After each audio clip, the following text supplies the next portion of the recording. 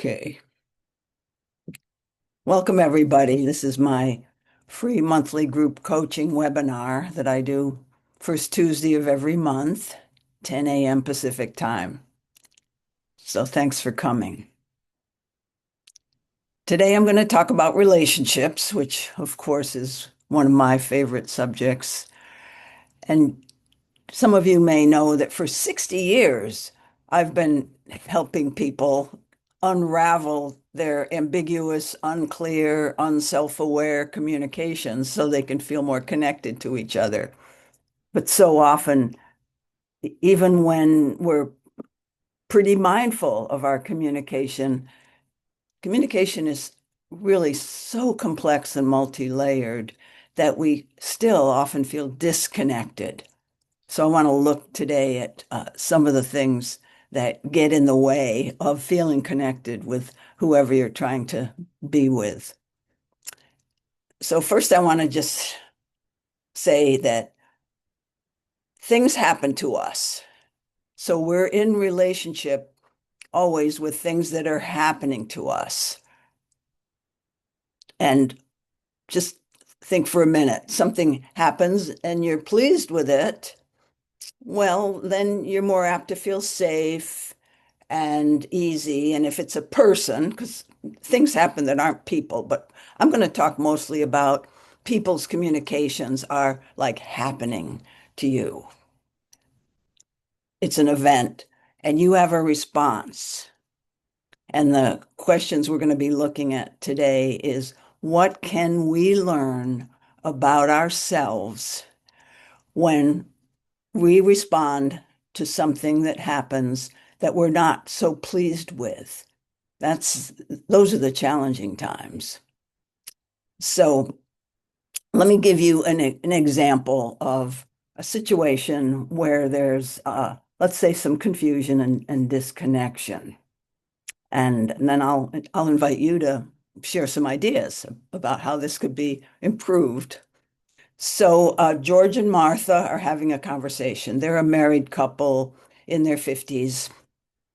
And George says to Martha, I wish when you would talk to me about this, because they're right in the middle of something, that you could say that in a softer tone of voice. So he's making a request. Put yourself in George's place. Maybe you felt something where you wanted to say that. Martha says, You're too sensitive, George. And besides, if you get offended by something, why don't you ask me my intent instead of just wanting me to do something different? Okay, so there's the scenario. What's what's going on in this picture? So I'll give some of my comments first. So George might have been somewhat triggered, a little bit triggered by whatever Martha was saying, because he asked her to say it in a softer tone. So, when you're asking for a change, maybe there is something in yourself that's a little sensitive to that you're not fully aware of. Now, I witnessed this conversation. So, these were a couple of friends. And George was still, even though he was probably a little triggered, he was able to be calm and friendly, and he really had a friendly tone to his request. Martha also was probably triggered. She came back with, You're too sensitive. Why don't you do this? Why don't you change yourself? So what's missing here? And I think you can unmute yourself. I had you all muted. Maybe I'll just unmute everybody, right? Oh, I can't unmute everybody. You have to unmute yourself. Um, what what do you see in this picture that's missing? I'll tell you my answer in a minute, but let's just see. Mariel, what do you think? So I'm not hearing any form of checking in on George's part as he's about to speak, noticing his body sensations or emotions or owning what he's feeling. He's just like, I need a softer voice. Yeah. So he's missing that. I missed that in him. Lovely. Well, that's what I would say. Anybody want to comment on what's missing with Martha, or how you might prefer from Martha? Dale. Validation. Ah, like what would that look like What if that would look if like you were is, if you were George? oh, I'm talking with too loud of a voice for you.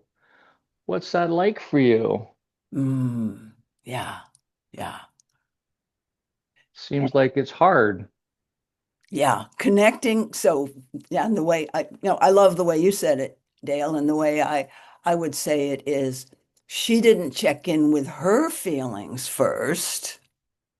Also, I mean, besides focusing on his feelings, first she might need to check in with her own feelings of kind of defensiveness, perhaps, or not, not being relaxed about hearing it.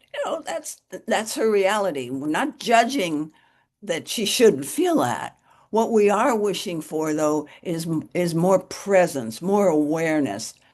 Now, we're asking for a lot because this couple has had these conversations for years, and nothing bad really happens. They're not feeling that disconnected, but they just have a lot of little unfinished situations because the feeling level does not get addressed.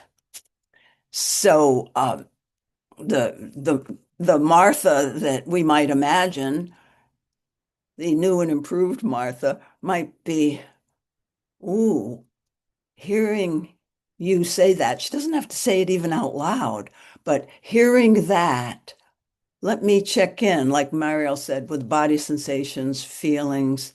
Hearing that, I'm feeling a little off center now.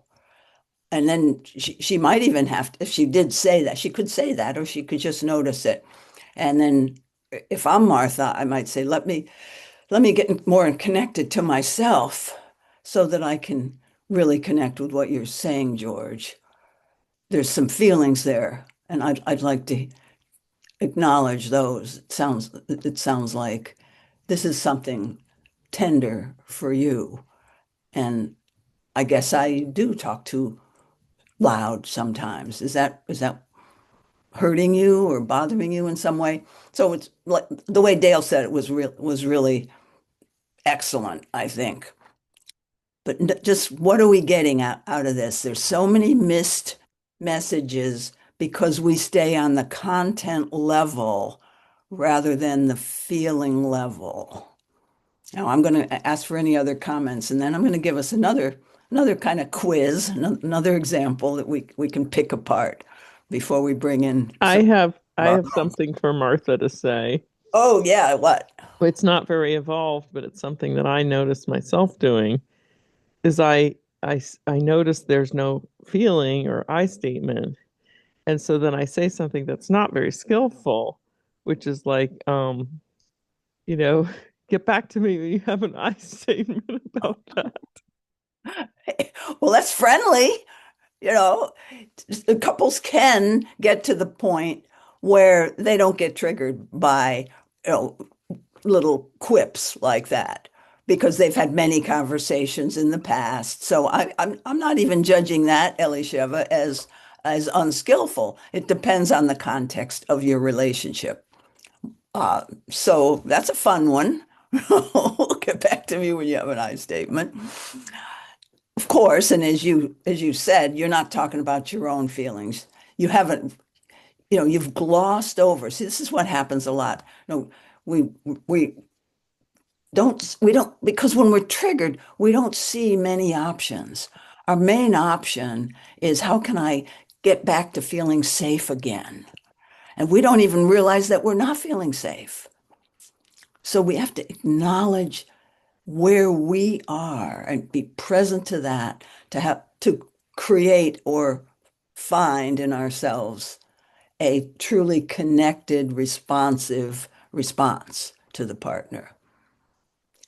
And just how good are you at doing that? How good am I at doing that? At checking in just about after any thing happens. So it's again back to the things happen.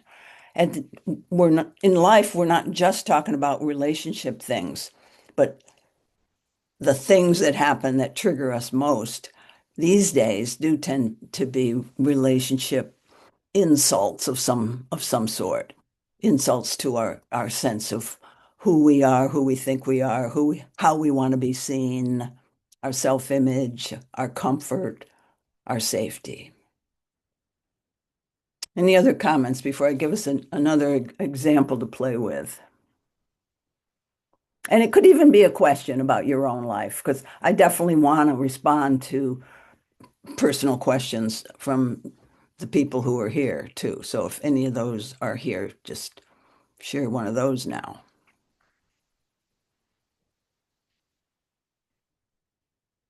Okay, I'm going to give you another example.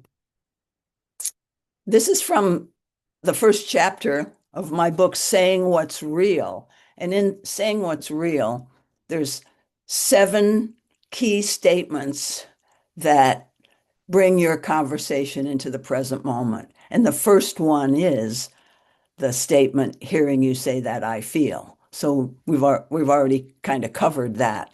And when I say that that's a statement that helps you bring the conversation into the present moment, you don't, like I said with Martha, you don't always have to say it out loud, but it's really good to use it at least as a practice until you get this as a habit, a practice to check in with yourself before you react so that you've got the whole picture in front of you, the full range of your options, the creative options, the humorous options, the friendly options, not just the factual options, the feeling options.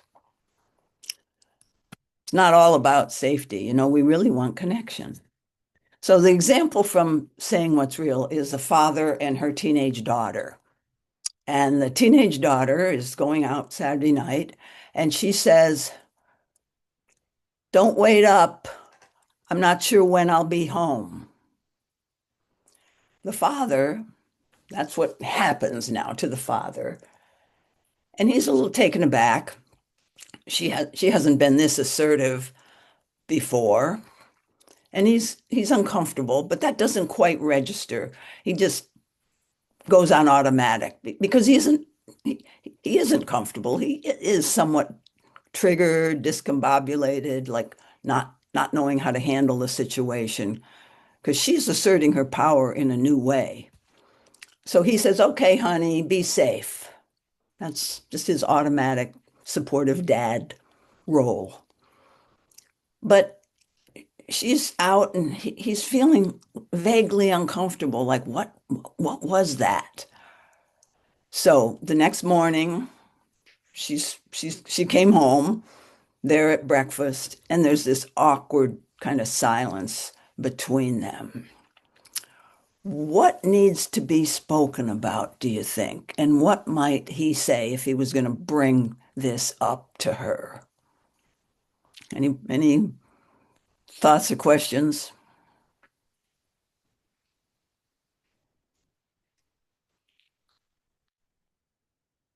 So in my work, there's one of the other 7 statements. I'll show you those 7 statements in a little while on this webinar.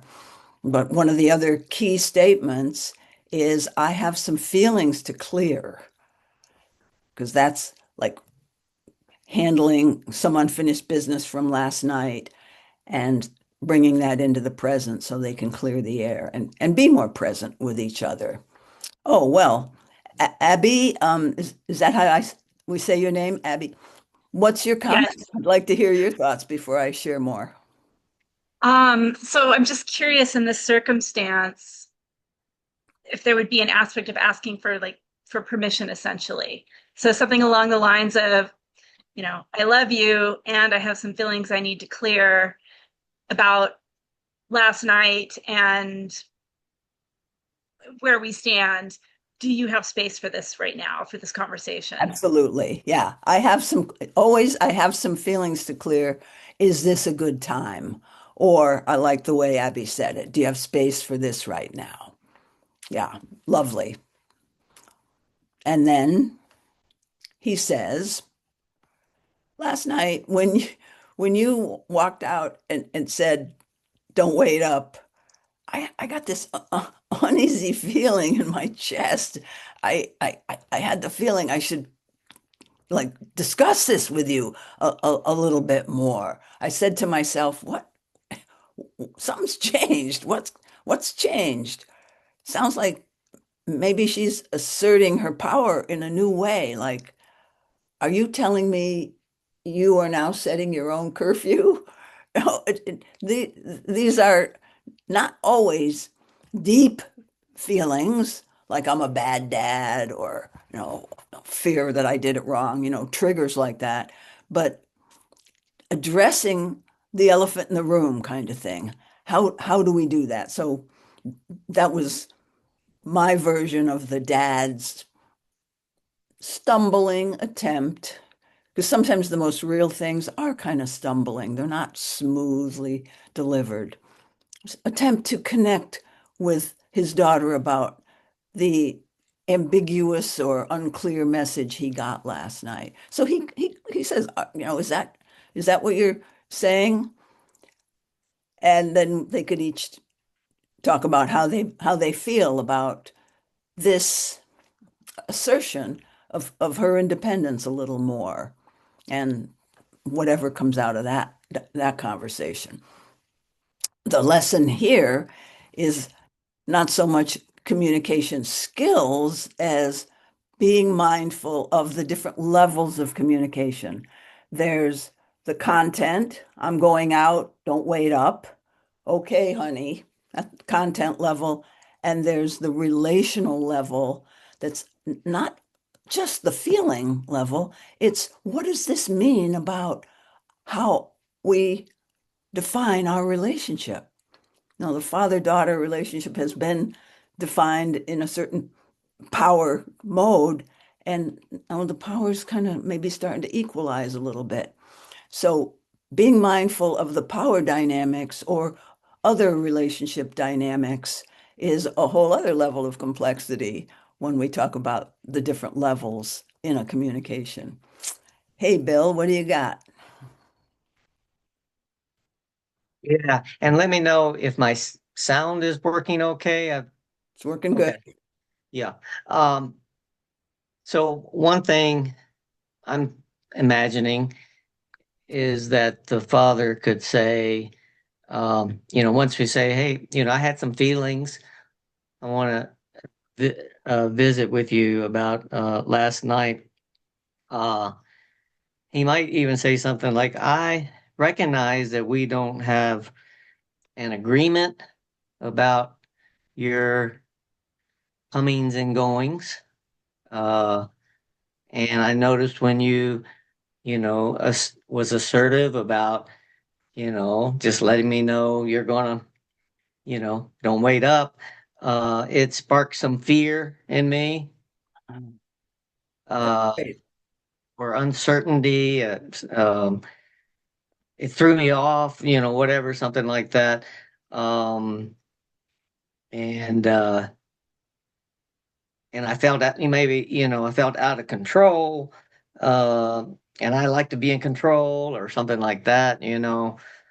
Um, and and I'm not sure where maybe to go from there with it, other than him to say that maybe be curious with her, like what do you think is a good agreement for us as far as your age and your comings and goings and that type of thing. My self-talk is Bill's a good dad. Uh, I love that. I love your disclosure about it sparked some fear in me. And the way it comes out in my projection onto the dad is, kind of, it seems like my role here is changing and I'm a little not sure where we are now. And that's uncomfortable for me. Like you said, I like to be in control.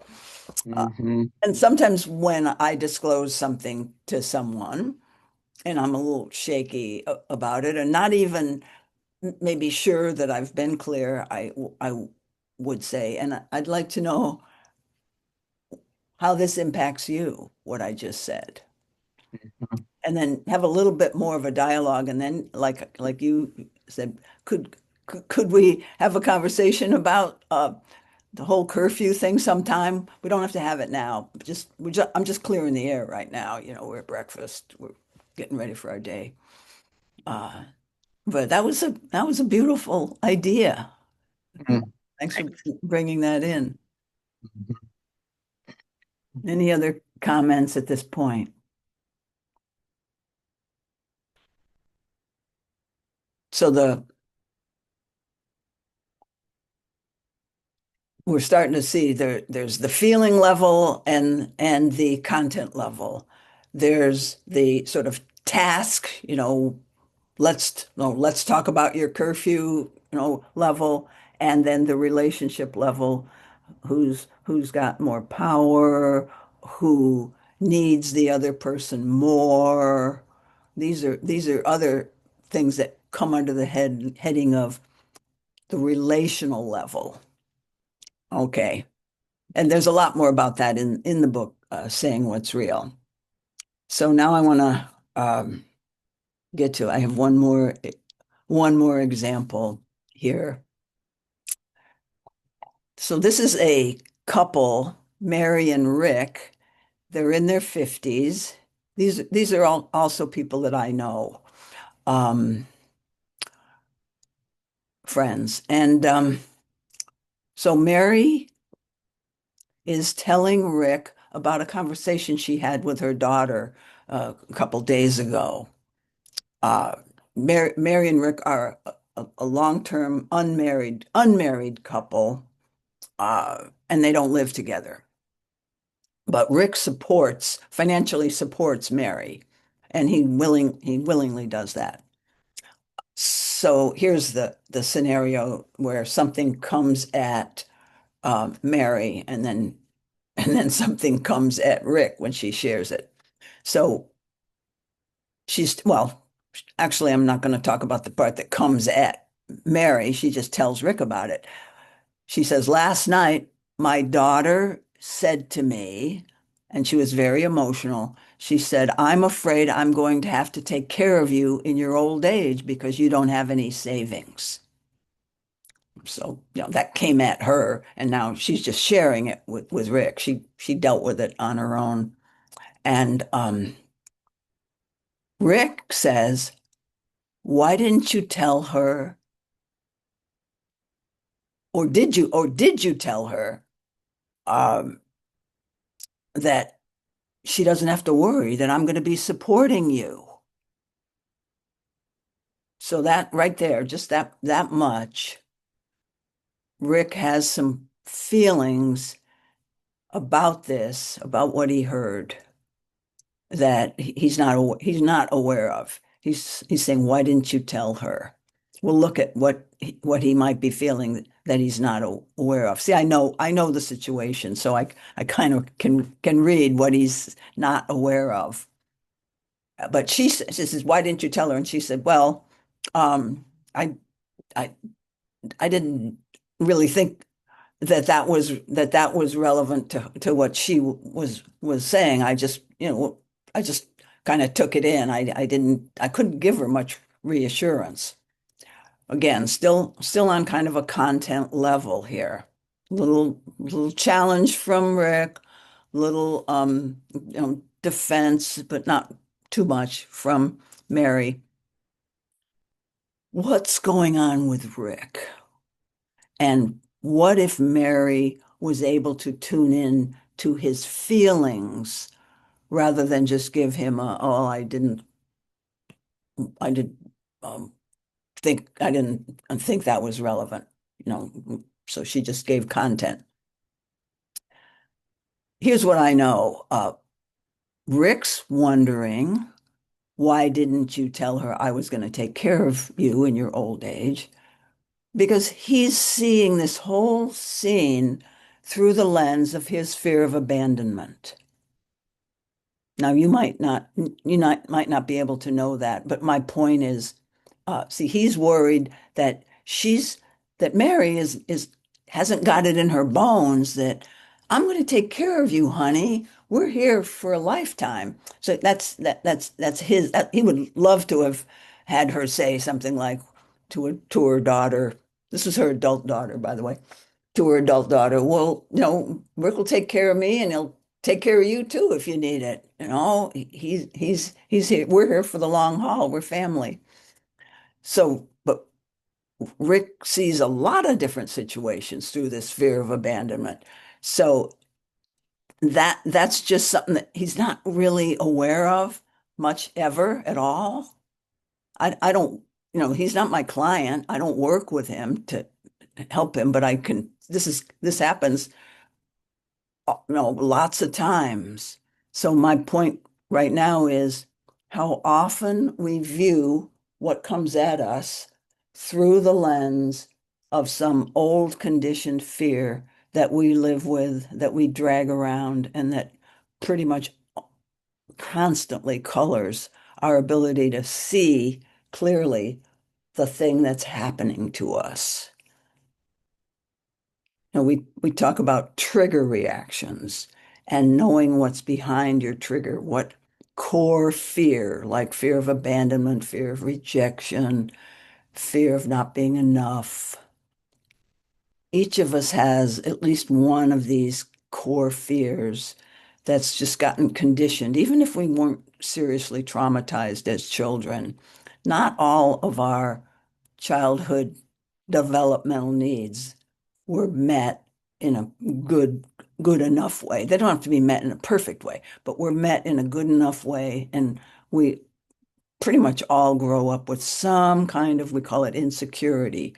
But right now I'm labeling it a core fear that we look through the world with.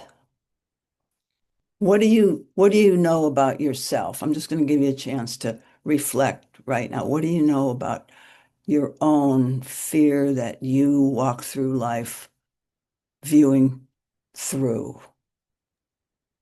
I notice that I'm always looking for acknowledgement and like credit and attribution and like just acknowledgement that I'm there or that I had a good idea about something, or in many cases that I predicted what was going to happen. Thank you. That's lovely. And what do you imagine is the fear like that gets triggered when you don't get that? You wanted it and you expected it and you don't get that, and then there's a trigger. I think it's like being invisible, being shunned, being a person of no value. Yeah. Yeah. That's a good way to phrase that, probably. And we can hold these theories about ourselves tentatively, and I'm not asking you to see yourself this way as that's your only dimension. You have many dimensions, but this core fear that you walk through life looking through, and also core need to be acknowledged. Both of those, core fear and core need, are just mirror images of one another. So knowing that is just like noticing one of your blind spots. Gives you more power, gives you more choice. I'd like to hear from Abby and then Lynn, and then we'll see who else. Abby, go ahead. Yeah, just Abby, like Dear Abby or Abby Road. Thank Abby, you. sorry. Yeah, Yeah, that's okay. I said it right Um, the other time. Yeah. the story that came up for me, which I'm noticing really relates back to some of my own core wounds I've worked on, is what's behind the fear of abandonment. And Mhm. so his fear of abandonment, like I was imagining, would be related to his masculinity, his ability to provide, his ability to be trusted, and that this idea that she could abandon him would come down to because he's not good enough somehow. He's not showing up in a way that's sufficient for her, which I notice that I only recently learned that I had a fear of abandonment, Yeah. had to get through some other layers first. And it comes into a not good enough. Somehow I'm not good enough and therefore I'm being abandoned. So there's like a deeper layer. There's different layers of it, and that's a good example. And also, some people are willing to admit the fear of not being lovable or not being valuable, and those are different variations on that same theme. And these are very tender places to acknowledge. So whenever you acknowledge that, I advise you to like feel a little something toward that tender part of you. It's just a little bit of good self-mothering, self-parenting. Let's hear from Lynn and then Harry and Liz, I think. Go ahead, Hi, Lynn. Susan. Everyone, good to see you. I am having a lot of thoughts and feelings, and I realize as we've been going through this, some fear is coming up for me. And so I want to kind of get clear and current with that with you all. And the fear is around getting it right. Like you're asking questions, Susan, and what would you do here? And I'm finding myself going, oh, well, what would be the right answer? Mhm. And so I'm kind of having some fun with that right now, revealing that to you because it's one of my, like I want to do it right. I want to be perfect. I want to be seen as smart and capable and all this stuff. And so I'm noticing that coming up, and I just want to say that out loud. And then the other thing I'm noticing about this particular interaction is how questions can really be both a trigger for me and also a control pattern. So, like the trigger part is if someone asks me a question, my absolute default is to answer it and not to take a step back and go, do I want to answer this question? Is this, what's going on with me, which is what we're talking about. But particularly with questions, it happens with me where it's just like, oh, I got to answer that. And so I'm noticing that. And then kind of the flip side of that is I have a tendency to use questions to control the conversation. Like if I ask questions in this way or that way, then I don't have to, like deal with my own feelings around whatever. I can be in control. At least that's my story and my habit. And then the other thing I'll just add about my own core fears, they kind of encompass everything we're talking about, like they're not being good enough, they're not being lovable. And I'm saying this with a little bit of a, it's not feeling super tender right now. At different times it does. And I think the way I've started to think about it is like, my needs didn't get met as an infant. And that really core fear is that I'm going to experience that level of pain again. And when I was an infant, it was so painful and I didn't know how to deal with it and I didn't have any tools. And that's my fear, is that it's going to come up again and I'm not, I'm going to feel that level of pain and it's really going to hurt. And so I have all these automatic mechanisms that try and keep that at bay. And I've also noticed that when I can let go of those, it's like, of course, it's not as bad as when I was an infant because I'm an adult and I have different ways of dealing with it now. So, yeah, that's what's coming up for me. Thank you. Thank you so much, Lynn. That really says a lot about what we're talking about here. And you mentioned the pain of being a very young person and not having core needs met. That's why we all have these automatic personality habits. I call them control patterns, as you, Lynn, know. these different ones, like answering quickly so I don't, to show that I'm smart, let's say, could be that. Or just to be cooperative and not offend anyone, but we're avoiding something through these patterns. And it always goes back to we're avoiding feeling whatever our version of emotional pain is. For some of us, it could be feeling controlled or not in control, not loved, something or bad or wrong, like wanting to always know things and be smart and capable and be acknowledged for that, let's say. What would be that? So that would be the need. What would be the fear? The fear of being bad or wrong, for example. That's one we haven't mentioned yet. That one is a hard one for people to identify, but when you want to get it right, there's some kind of pain that in your like say child mind, you somehow associated getting it wrong with pain. There was something pain, and you thought, well, if I just do better, or if I'm good enough, be another way, if I'm good enough, then that pain won't happen. So we're trying to control having pain happen, having a painful feeling. And when I mentioned earlier, just a minute ago, to tune in to that fear of pain or that tender part, I think that is a good practice for a while, like many years. And then after you've done that a while, you do start to feel, like you were saying, Lynn, more, I'm an adult and I also can handle that kind of pain more and better as I do this practice of letting in some of the pain.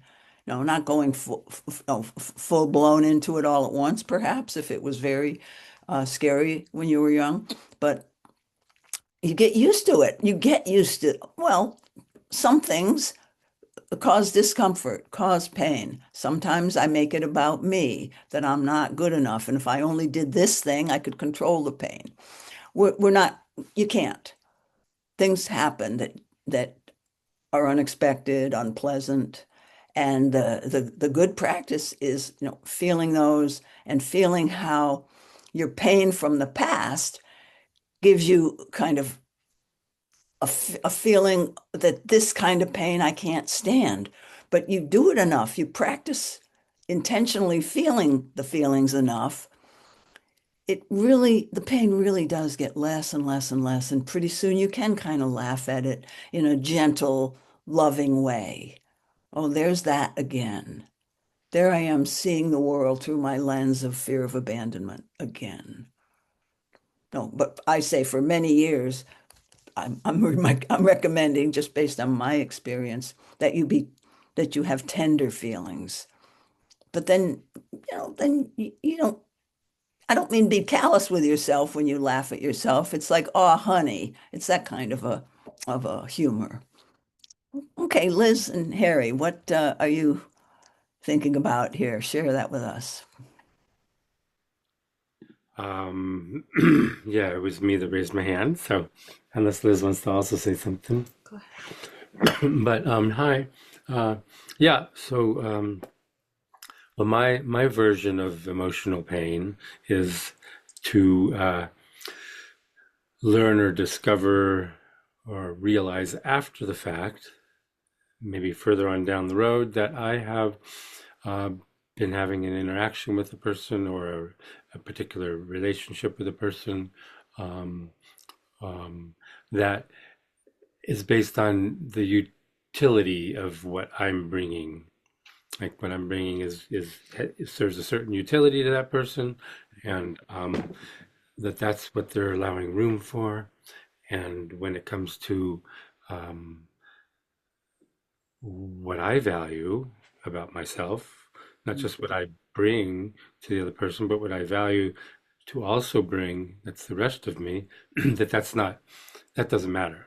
There's no value in that to the other person. The whole basis of the situation was what utility I serve. And when I start to claim me, myself, my Or needs, more of your actual value. my actual value that would be a reciprocal Mhm. experience, then the person makes it clear, oh no, that's just not what I'm here for, or they just like switch and drop the whole situation until the next time they need my utility, and then I somehow find that I've fallen into the pattern of going along with that again without realizing that that's what it's based on. So that's where my version of emotional pain comes in, is finding out afterwards that this is what I allowed without realizing it. Yeah. I feel some tenderness right now in my heart as I listen to you, Harry. Like thank you. Wow. You know. And do you have any idea, Harry, where you got the idea that you were valued for your utility for another person or other people? Yeah, I do know where it's based in because oftentimes when I'm in a situation that it's really clear to me, then I remember where it came from. And oftentimes I will even accidentally find myself calling a person the name of my big sister who was 2 years older than me, and I was a little boy, and this is how I was uh, carried, led around like a pet that she had full manipulative control over because she knew that she had my presence Mhm. when she needed it and how she needed it.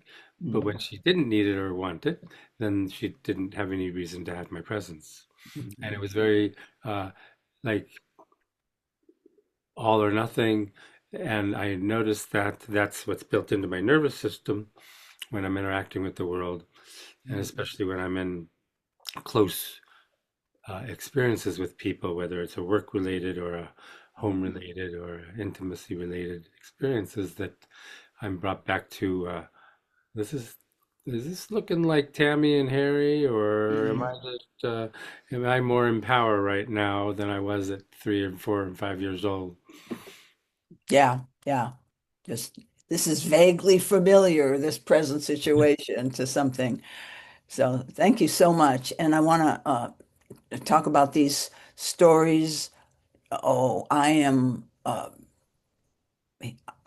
seen for what my usefulness. So that's we call that a reactive story. And that kind of goes along with core fears, fears of emotional pain. That's another part of the trigger reaction complex is listening or watching for the stories. And also there's not just the reactive story. I'm only valued for my utility. That's the current story.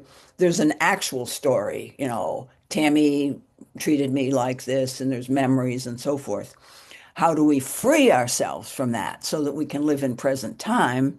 That's what Harry, I think, is doing by questioning that story and going, yeah, there's other things that I actually am value valuable, that I value of my own, that no, no, they may or may not think that I'm useful for this, but I value this and I am offering this and I am feeling that value. So questioning the story can get you to that next place of like, wait a minute, that story is still affecting me a little bit. It's like being born with one leg shorter than the other or something. It's hard to overcome completely, but Hmm. you can consciously step aside from it more and more and more as you notice it. And you go, no, no, I got a new story. And it's no, Harry the whatever, fill in the blank. Tell us something you do value about yourself that doesn't have anything to do with Tammy.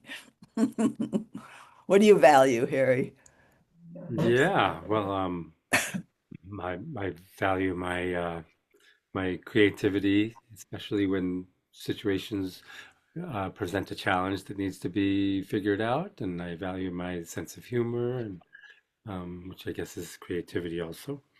And I value my just groundedness to bring into the situation or the interaction. And I value my quirkiness. That so I I choose to bring that into situations. And if it's if there's not room for it, I realize, okay, I recognize this, and I just decide, okay, that's not for me.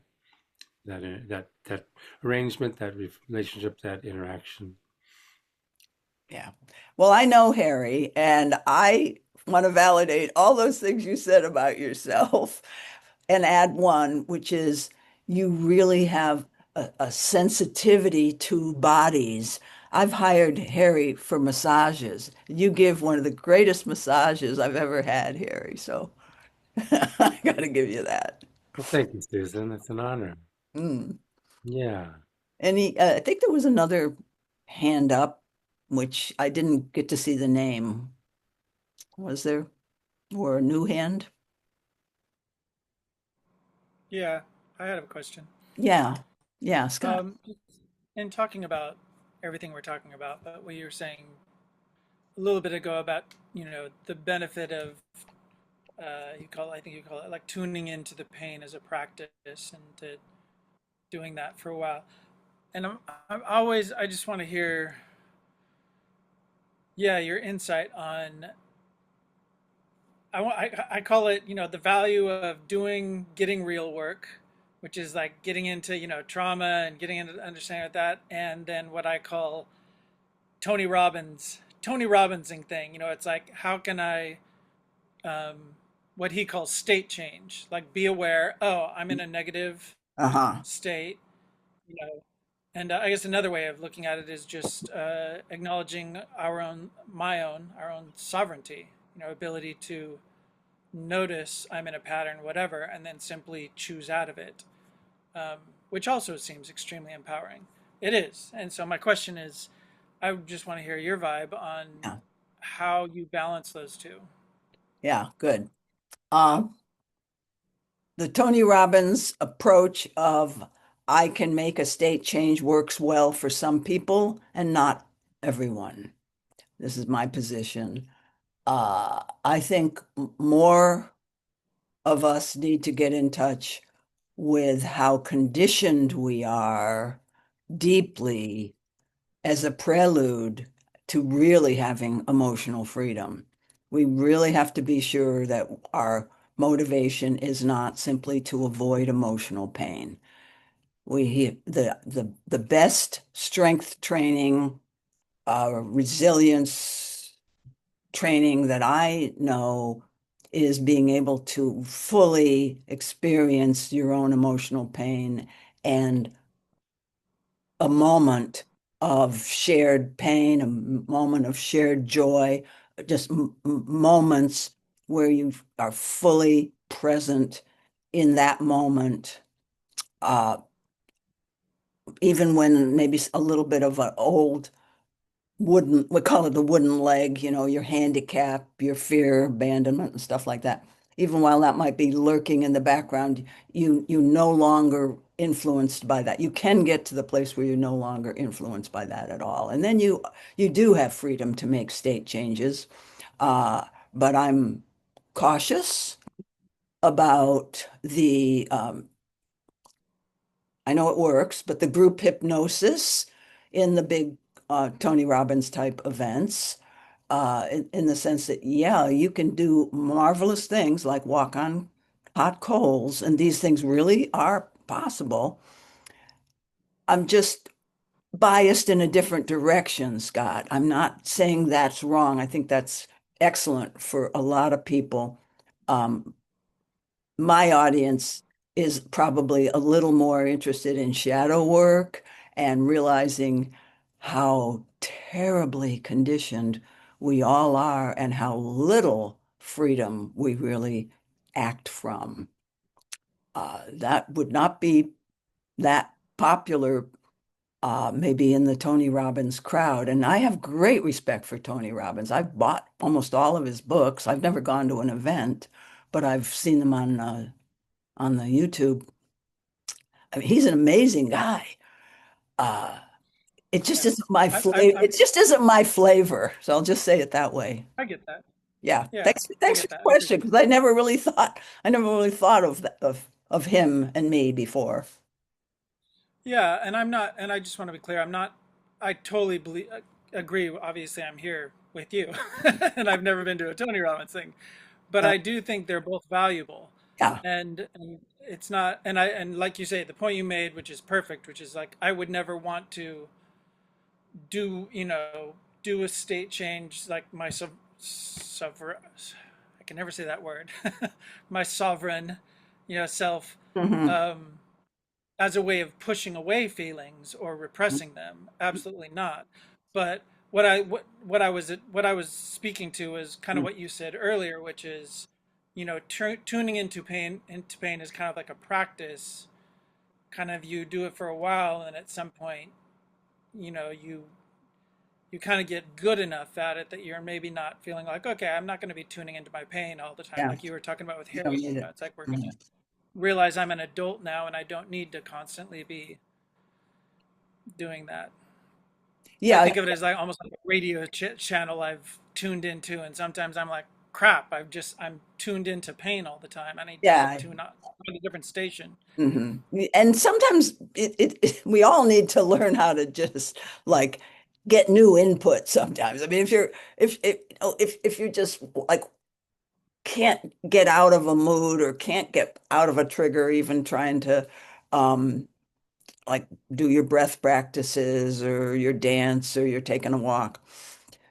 I believe in just intentionally saying, I need some new input. I need to listen to music or I need to go watch a funny movie. I mean, sometimes you do just need some help from the environment. So, the state change is always available to us, too. The main thing that I am after is all of us getting inwardly stronger to deal with the complexity, the rapid change, the diversity, the things that are happening in our world right now that require people to be very present and very adaptable, surf life, change on a dime, not lose it when something unpleasant or unexpected comes at you, because I believe we're in a time of increasing complexity and challenge, and we need all the smarts we can get, all the emotional smarts, and so I'm really about raising the level of human capacity here, and I think any of us who's doing this work is really contributing to that. Yeah, Hey, 100%. yeah. Thank you. Mark, good to see you. What do you got? Hey, good to see you too. Just really wanting to express a lot of appreciation. I feel like, in addition to the intimate, beautiful things that people are sharing, and that's happening partly because of the way you're facilitating this space, I'm just learning, watching how you handle each interaction with people with kindness, with gentleness, with love, with care. It's really just touching my heart. And I want to say I really appreciate it. Oh, thank you so much. Yeah. And hopefully I'll see you more often. I tend to forget that you're offering this, and I've really been wanting to Please, attend. So I'm please, glad I please showed come up today. back. Yeah, please come back. We have a little community here. Some people are regulars, and that warms my heart, and it's very important because, it's like questions like what Scott asked. I mean, I learn every time I come on to one of these things, and I want to thank you. Yeah. Thank you. I want to chime in on the appreciation also. All right, good. Um, I just been reflecting about this recently about how I've been reading a lot of memoirs written by autistic women, and especially ones that are more in my age range, but at any age. And um, as I read about the social and communication challenges that are so typical for autistic people, and I'm like, it just gives me more and more appreciation for, especially being in the room, in the Honesty Salon room with you, and just like clearing away all that, all those coping mechanisms that I had of like, whatever I say, people are going to think I'm weird because I am weird, and it's not going to work out, and clearing away so much of that and just kind of being like, okay, well, the truth, that might be a possible option, and just, I don't, and it's like Mark said, you're so magic that I mean, and you gave me the permission to do that too, and to wiggle around as much as I needed to. And, and you basically said, well, if they can't handle your neurodivergence, too bad for them, And so, so I really appreciate all that permission you gave me also. And I just realized how that so radically changed all that time of having to mask and trying to pretend like I could think or communicate like a neurotypical person when I was never going to be able to do that. And you just gave me all that freedom, and oh, so grateful.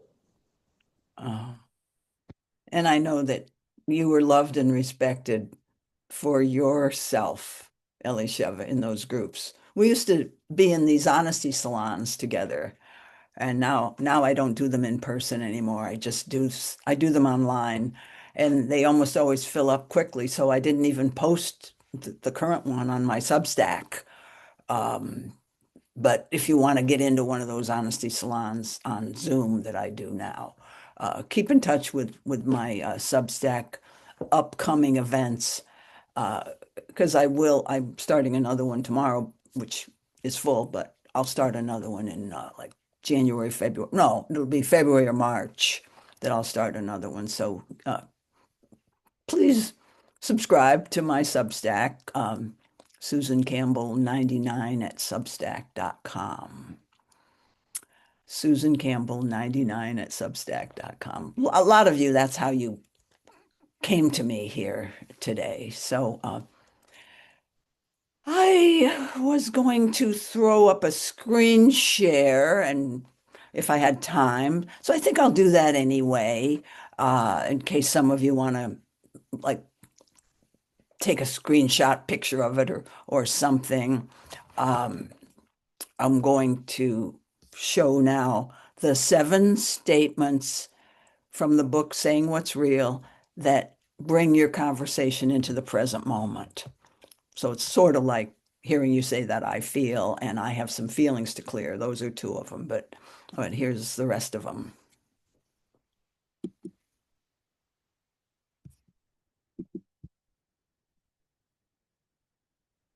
So just take a look here.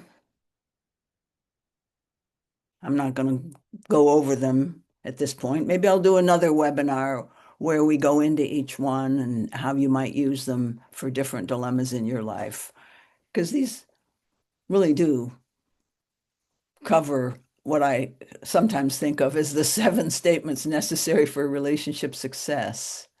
But what they really are is they help you stay present, which is where the power and aliveness is. Okay, let's stop the share. And thanks so much for coming on today, and hope to see you next month. What is next month? January. Hey, happy holidays. Bye. Thank you. Thank you so much, Susan. Thank you. Susan. Thank you, Thank Susan. you, Susan. Thank you, Susan. Take care. Thank you. Bye-bye. Bye. Thank you, Susan, you always impress me with the things that I think I know you so well. When you tell something that I'm like, she knows Tony Robbins also? My God. I'm like, you always continue to surprise me. Okay. I'm gonna get back in touch with you in a few days, all right? Good. And thanks for coming on. And I loved it. Great to see. Yeah, great to see you too, Scott. I Happy always love seeing you here, Scott. Oh, thank you. I depend on you. Why do you say that? Well, because you always make comments that are interesting and stimulate me. Oh, good. And I imagine others. Yeah. Okay. Thank you. Happy holidays. Thank you.